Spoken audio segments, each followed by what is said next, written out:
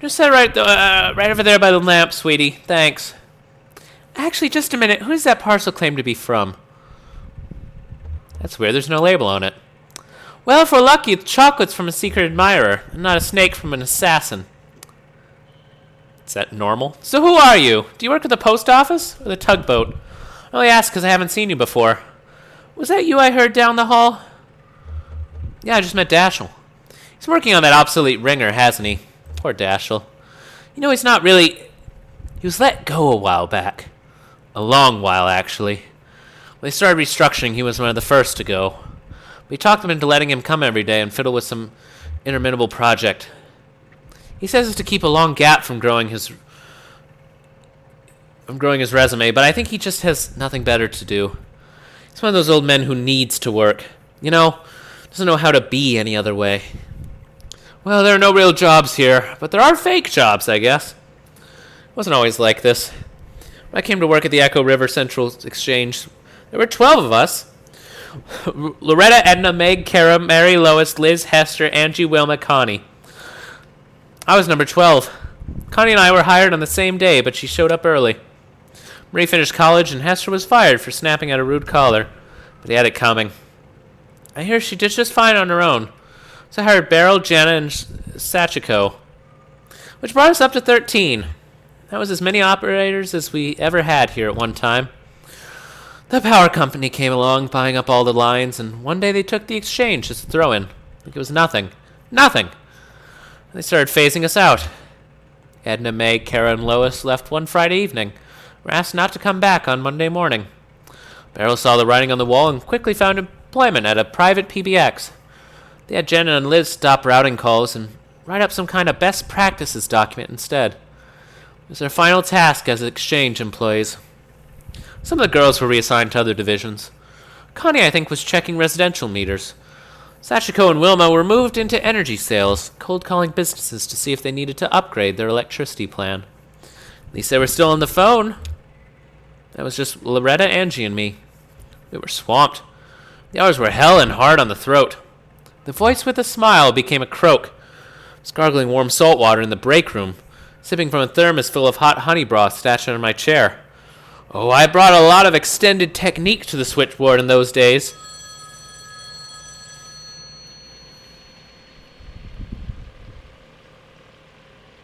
Sound pretty good to me. Yeah, I'm impressed. So where was I? Hot honey broth and warm salt water. Right, and a healthy dose of slippery elm. I got that one from Kate. So after a few months, it was just me.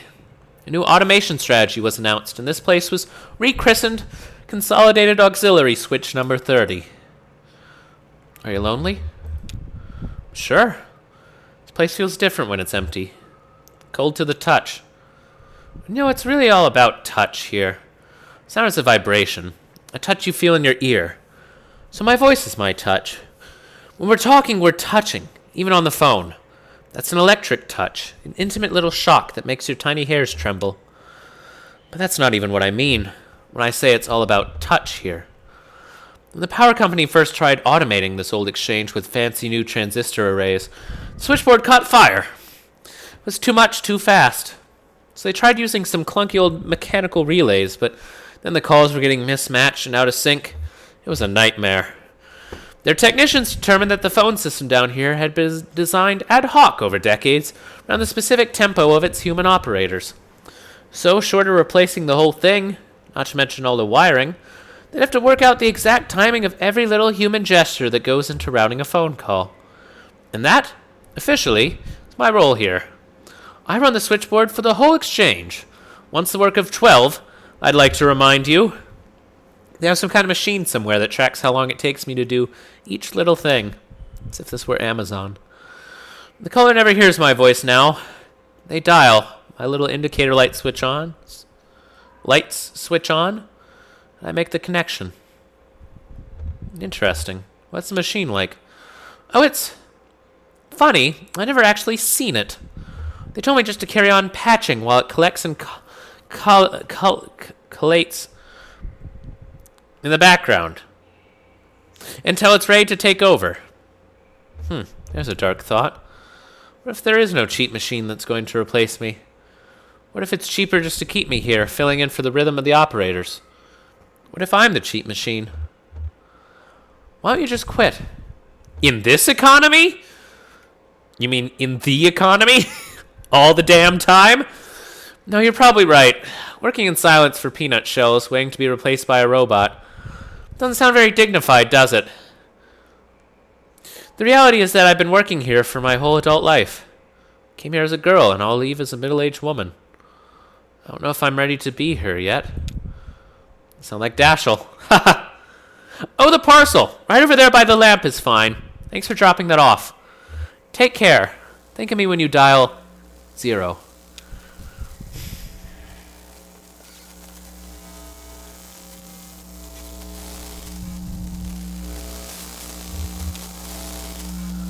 Bye, Conway.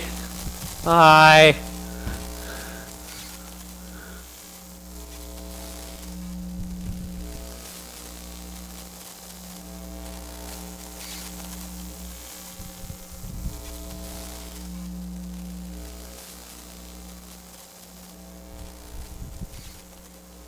Yeah, he doesn't come back.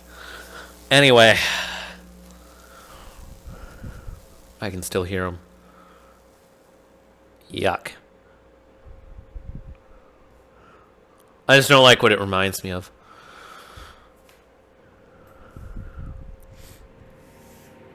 Okay. We're off to Salmonidas. She returned on the dinghy alone. She has a strong and sudden urge to shut the motor off and let the current take her, but she couldn't work out where that impulse came from, so she did her best to resist it.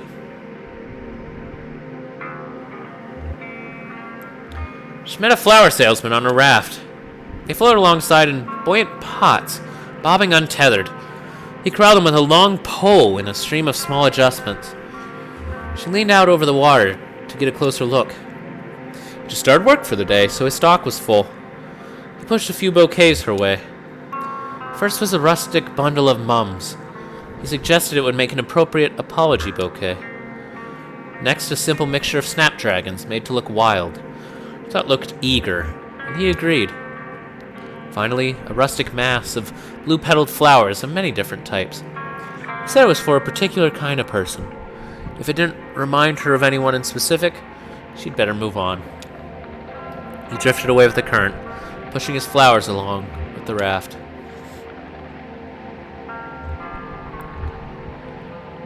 She met a painter of shipwrecks. He never worked from photographs, so his paintings could be divided into 2 categories. There were the ones he painted from life, and the Echo River was a very good source for these because its currents were so unpredictable and the tunnels so dark. He rendered these in oil paint by lamplight, working for hours cross-legged on the porch of his household/studio, houseboat. Then there were the ones he painted from memory, mostly the memory of a single wreck he encountered as a much younger man, picking up litter where the coastal highway cleaves to the rocky beaches of Northern California. These were done in watercolor. He preferred to work on them in the morning, the room he rented near the airport in Louisville. He had some postcard-sized sketches in charcoal, too, with the Iron Pariah. It wasn't a wreck exactly, but it felt right. He tried to scribble one down every time he encountered it, though it was so unpredictable and he was so focused on details. Usually just ended up with a handful of inscrutable marks. She met a family of 5 on a flat-bottomed skiff. The boat was loaded to capacity with black plastic bags and a few larger pieces of furniture wrapped in a blue tarp. 3 paddled, the 2 adults and the older child. The 2 younger children slept. They'd been traveling all night, first by car, then for the last few hours by boat. Hungry and tired, they didn't plan to stop until they reached West Virginia, where a relative had offered to take them in. The adults were happy to take a break from paddling in weary silence. They asked her about her river journey. She said she was on the way to Salmonidas. They'd brought some food. Kids had picked the garden clean earlier in the day, so they'd been snacking on fresh bell peppers and tomatoes, and some crackers, rationed carefully for the trip. They wished her well, and paddled on toward West Virginia. She gave in, shut off the motor, and floated for a while. Then, she knew what she'd been craving. A moment of silence.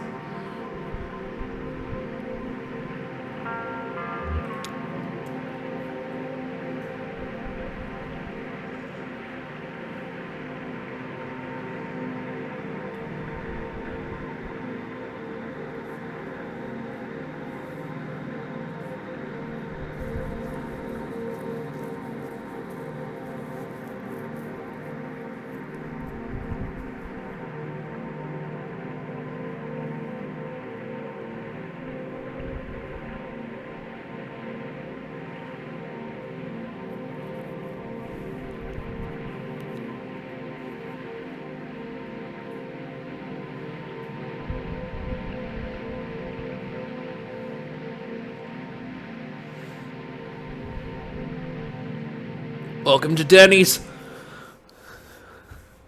Never mind. Actually, it's Act 4, Scene 9. Salmonitis.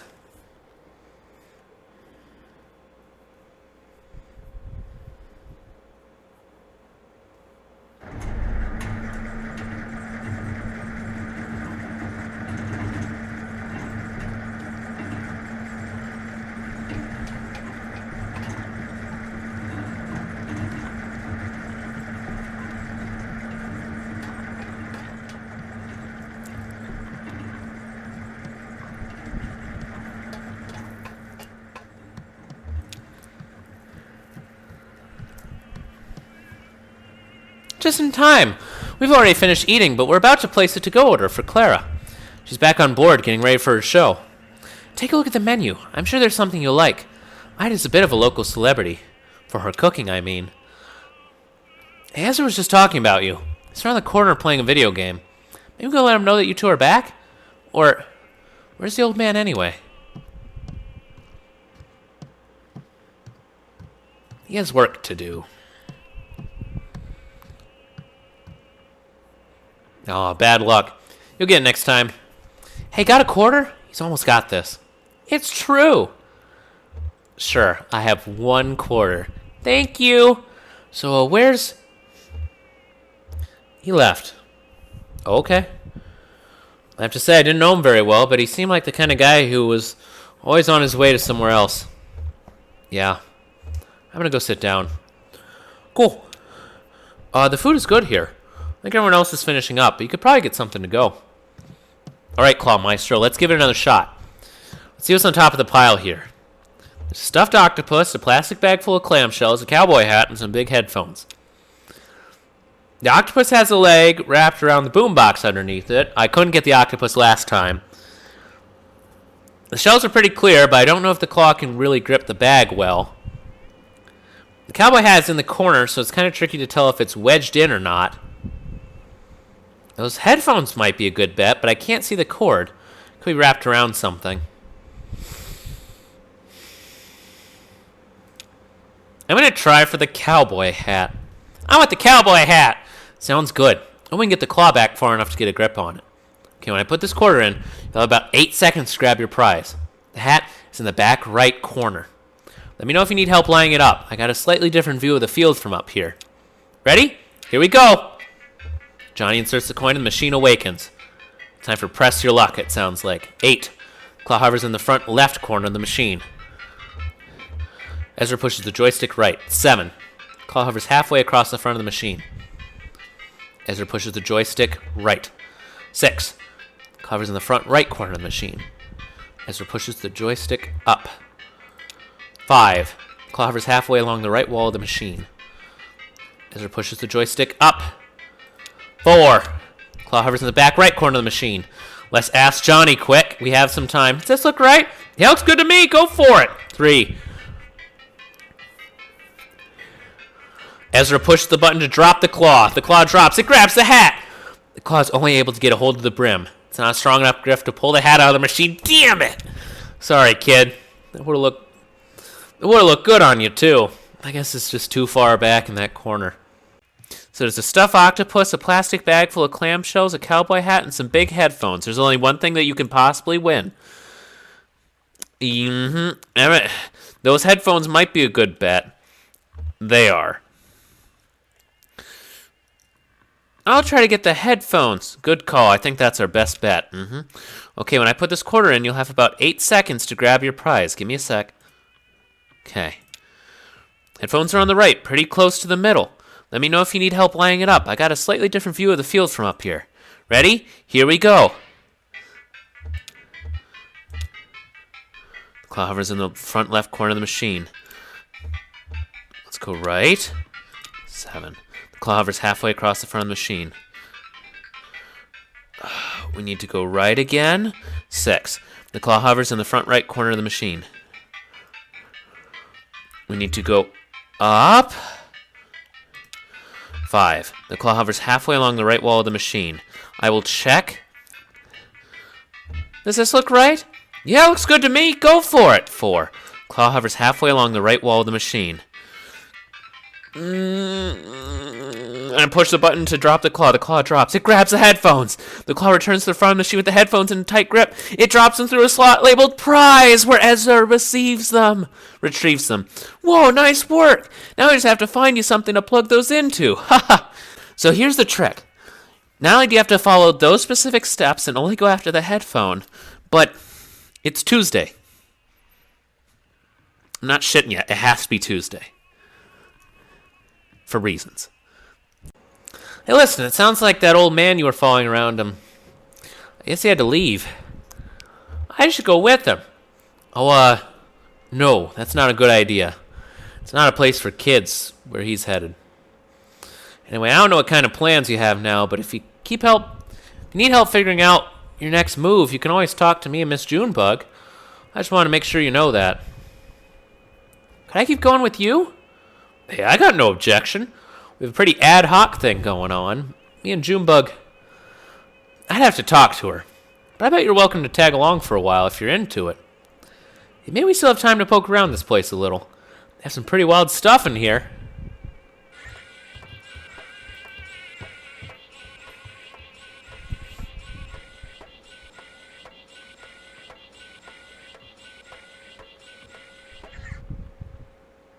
Hey, do you see this? They keep a table full of fake food over here.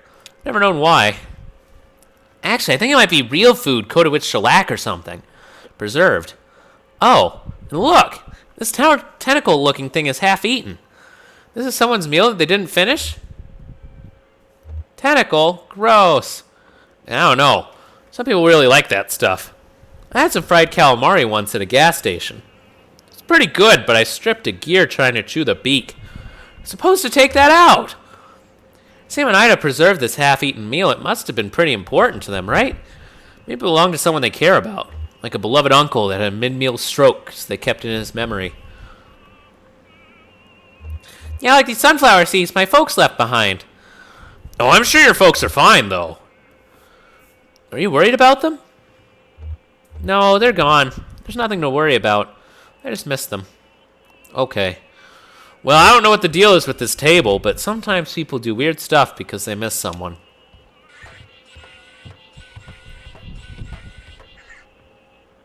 Weird. Someone thought it was his truck. And delivery and all. It was. That's what she's saying. He just left it behind. But you're gonna deliver it anyway? Why? Someone's waiting for those antiques. Have you got a name or just an address? Maybe it doesn't matter. Even having discharged all that, whatever it is, onto the lawn, I'm sure you'd still have fulfilled your friend's obligation. Johnny and I will help you unload when we get there. Lift with your legs, Cricket. Yes, ma'am. Ida's here. So how was everything? How's the sweet cave snail? Devastating. You're a killer, Ida. Well, I can't take all the credit. Sam came across a whole cave snail colony down there about a year back. We've been leaving rock candy for them to gorge on since. We just started harvesting earlier this month. Yes, it's all about patience down here. Everything grows more slowly in the dark. There's a fish in Lake Lett that lives to 200 years. Its flavor profile only develops at about 75. Got a pot of bones in there that's been stewing for at least a week. I don't even remember why I put them on. Come to think of it, I don't even remember what kind of bones they are. Oh, we need one for the road. Claire said she wanted, something primordial, she said. What does that mean? Kate reviews the menu. Maybe she meant something old-fashioned? Ah, could be. And Shannon the menu. Here, you pick. I'm no good at this. Shannon inspects the menu. So many choices. The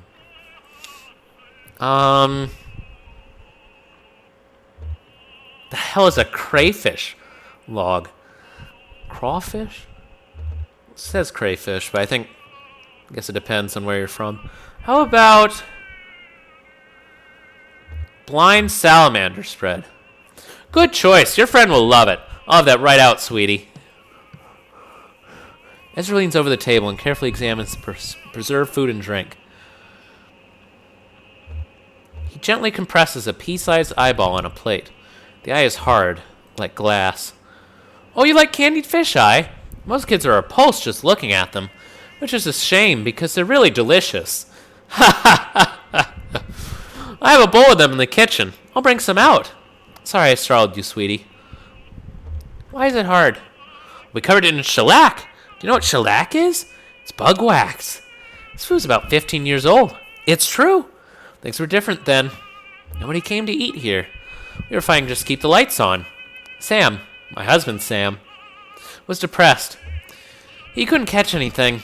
That was part of the problem. Most of what we served was shipped and frozen or dried. I just threw it in the fryer. We've both come a long way since then. Well, 2 young men came in for dinner. Seasoned divers, they said. Over 10,000 hours between them in Lake Leth alone. They'd been out all day salvaging parts from a riverboat wreck and had worked up a fierce hunger, they said. They ordered the whole menu without even looking. It was a short menu in those days. I sat them right here, went back to the kitchen. Sam was at the next table doing a Sudoku and drinking malt liquor. His usual routine at the time. An hour later, I was cleaning up when Sam came bursting into the kitchen. Ida, he said, kind of frantic. These divers are still hungry. Bring them another course. I said, they already ordered the whole menu. Sam said, make something new. Keep making up dishes, whatever. Just keep bringing out food. So I did until the small hours of the morning. I made up so many new dishes that night, I could write a book. And it was good. Inspired. I was working so hot and fast at the burning edge of inspiration, I didn't think to write any of it down. I was so wrecked with exhaustion the next day, I couldn't remember what all I had done in the kitchen. Sam thought we could take a photograph of the leftovers, but we couldn't get the lighting right. So we just shellacked the whole table. Now when I need inspiration for the menu, I come and look here and think about all those ingenious dishes I threw together for those divers. Of course, they didn't pay their full bill. I heard one of them complaining to the other, let's just pay half and let them charge the other half to whatever demon in the kitchen kept making up food faster than we could ask for it. But it all worked out. Things have really turned around since then. This place is actually pretty popular now. The success in our expanded menu inspired Sam too. He started bringing back the most magnificent ingredients from his nightly dives. I'd better get to work. Stay right here, sweetie, and I'll bring you a treat on my way back out. I think Sam's going to show up now. Her husband, Sam, not like Samuel L. Jackson or something.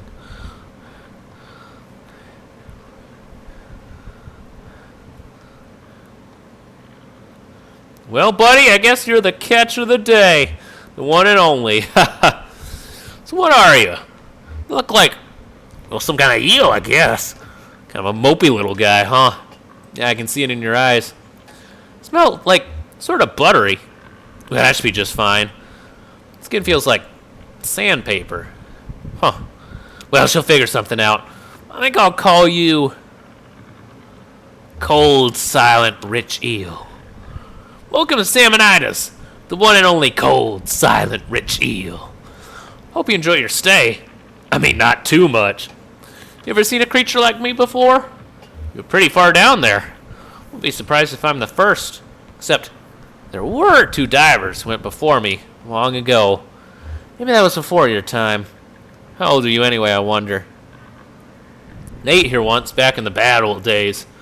2 young guys. Could have been brothers, maybe. I was over in the corner with my coffee and crossword. Hadn't been able to catch a thing, so I'd have just fried up something from frozen. Well, these guys were hungry enough to eat it, and asked for more. They did at least as much talking as eating. See, like I said, they were divers. Like I said, they might have been brothers. They had this kind of rivalry going on between them or something.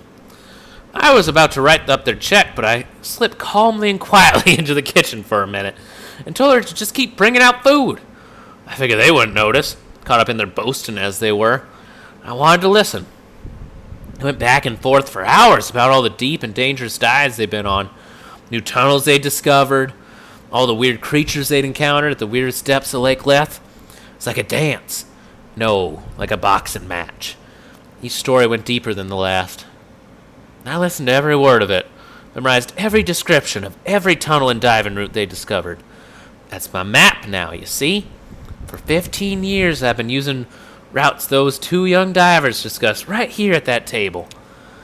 Right there at that table. Yeah, I could write a guidebook to the depths of this lake, but I don't dare. Someone would steal my good diving spots, and then where would we be? See, people come here from all over just to try our daily catch, because they know it's unique. Ain't you proud? Since I can't write any of it down, I just preserved that table where they had their meal so I can look at it to jog my memory. Like they were eating pickled crab when they talked about that shipwreck full of salamanders. Pretty clever, huh? It's my own secret code. Well, I'll be straight with you, cold, silent, rich eel. There is one feature of this arrangement that I find unsettling. In fact, I lose a decent amount of sleep over it. I told you those boys were competing, right? One-upping each other, I mean. Each getting wilder and more adventurous as they traded tales. Well, I navigate mostly in the dark down there. Just going by touch and the kind of mental picture I can construct from their detailed boasts. Every time I explore a new diving spot from those recollections, I have to weigh it all against the risk that I'm headed right into a dangerous falsehood. One of those men could have felt for a moment like he was losing some ground in their little duel, so could have slipped a fake one in there. Maybe told a fib about some dive he went on and found a colony of blind shrimp living in a discarded refrigerator. And when I get down there, my diving bell cracks open on a sharp rock where he said that fridge would be. And that's the end of Sam, Siamonitis. To be honest, that possibility puts the fear of death in me every time I touch water. Anyway, I brought this rope. Now, hey Sam, good haul tonight? We'll see what she can make of it. Yeah, pretty good, I think. Had some trouble down by the narrow tunnel. Some kind of fast-growing freshwater barnacles just about sealed it up. Picked away for half an hour before I gave up and went around the other way. But I got the catch of the day. That's the important part. That's what people travel for. Are there lots of fish in this lake? It seems so quiet. Yeah, there's a fish or two. Not too many. Not like a surface lake where you've got sunlight propping up the food chain. Life down here grows slowly, patiently, quietly. Will you stay for a drink? Got a dark rum that goes well with coffee. Ha ha. I think we're about to leave, but thanks. Just passing through. Hey, aren't we all? Oh, she's got your food ready. You all enjoy your meal, all right?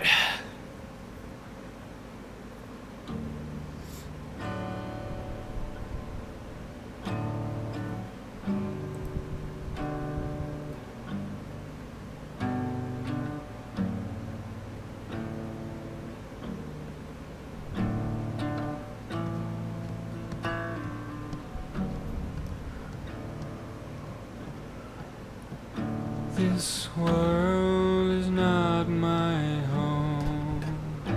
I'm just passing through. My treasures and my hopes are placed beyond the blue. Many friends and kin have gone and I can't feel at home in this world anymore.